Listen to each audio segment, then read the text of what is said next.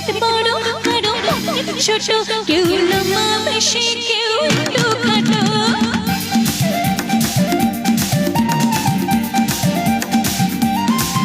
কারো পকেট বড় কারো পকেট ছোট